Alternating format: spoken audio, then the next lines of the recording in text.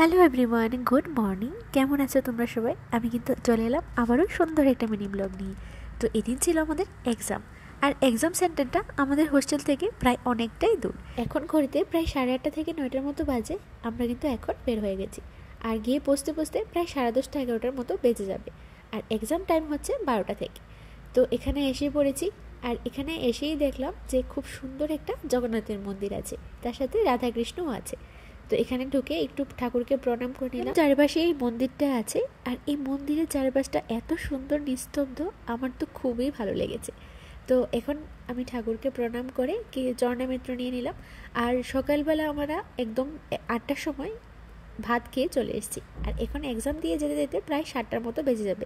তো সারাদিন কিন্তু আমাদের না খেয়ে থাকতে হয়। দেখো, একটা এক্সাম শেষ করে দিয়েছি, আবার আরেকটা এক্সাম শুরু হবে। তো এখন দেখো কি অবস্থা আমাদের। তো এক্সাম দিয়ে এসে আর ব্লগটা কন্টিনিউ করা পসিবল হচ্ছিল না, এটা ছিল পরের দিনের ভিডিও।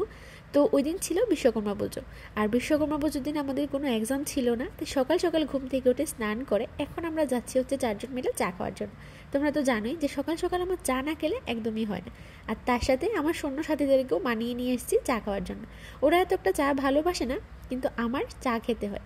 তো চলে আসলাম এই ঠাকুমার দোকানে, আর তার সাথে নিয়েছিলাম এই নিমকিগুলো, বেশ টেস্টিও ছিল।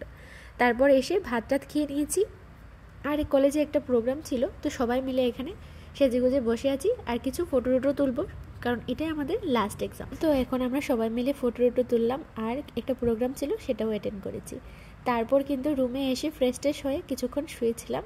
তো এই ফলগুলো অনেকটি ছিল, ভাবলাম যে এগুলো কেটে খাওয়া যাক, কারণ কি কালকে এক্সামে চলে গেলে এগুলো আর খাওয়া হবে না, আর পরের দিন সকাল সকাল আমরা বের হয়ে যাব। আর যেহেতু ছিল বিশ্বকর্মা পুজো, সেদিন মনটা একটু খারাপ ছিল, কারণ পুজোয় একটু ইনভিটেশন পাইনি, আর তার সাথে ঠাকুরও দর্শন করতে পাইনি।